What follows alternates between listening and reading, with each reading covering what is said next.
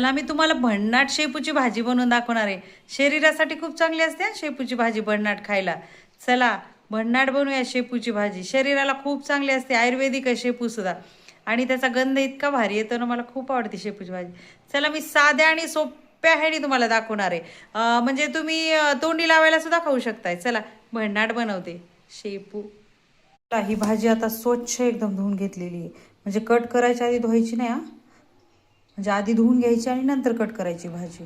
खूप आयुर्वेदिक आहे, छोट्या मुलांना डब्यासाठी पण खूप छान आहे आणि लवकर होणारी आणि भन्नाट रेसिपी आहे. चला बनवून दाखवते कशी बनवायची तुम्हाला. मिठाची शेपू आयुर्वेदिक आहे. आपल्या जर पोटामध्ये काही प्रॉब्लेम होत असतील ना, तर अपचनाचे ह्याची, तर ही भाजी खायची. चला आता तेल टाकून घेतलेलं आहे, त्याच्यामध्ये लसूण टाकून घेऊया. आणि मीठ टाकून घेऊया चवीनुसार.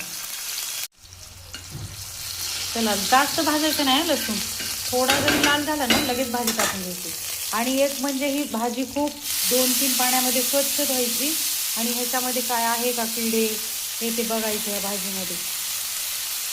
लगेच ही भाजी होती माहिती आहे का. खूप आयुर्वेदिक आहे, करून बघा आणि छान आहे. लहान मुलांच्या डब्याला पण देऊ शकता. फक्त एवढं सांगायचं आहे की स्वच्छ धुवायचं आणि त्याच्यात काही आहे का बघायचं, किडू बिडू काही. चला भन्नाट आता 2 मिनिटात होती. डब्यासाठी खूप छान भाजी आहे आणि शरीराला पण खूप छान आहे. करून बघा शेपूची भाजी भन्नाट मिठाची लहान मुलांच्या डब्यासाठी. चला आपली भाजी भन्नाट शिजली आहे. चला मस्त भन्नाट खाऊया. चला कशी झाली बघितली ना भन्नाट. शिजली आता ही भाजी, खूप शिजवायची नाही या भाजीला. चला आयुर्वेदिक शेपूची भाजी भन्नाट. चला या खायला. चला भन्नाट जेऊया. चपाती मस्तपैकी, मला बिगर तेलाची चपाती आवडते म्हणून मी केली आहे. आणि ही कढी राहिलेली आहे, ती कढी आहे आणि शेपू. चला मी भन्नाट जेवणार आहे. चला दाखवते तुम्हाला कशी खायची भन्नाट शेपू. खाऊया भन्नाट. लहान मुलांसाठी डब्यासाठी करा. आले भन्नाट आहे बरं का, आयुर्वेदिक आहे. चला भन्नाट शेपू खाऊया. आयुर्वेदिक आहे. वा लय मस्त लागते.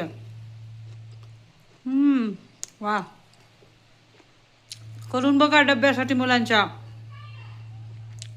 आणि या जेवायला आयुर्वेदिक शेपू व्हायला. भन्नाट.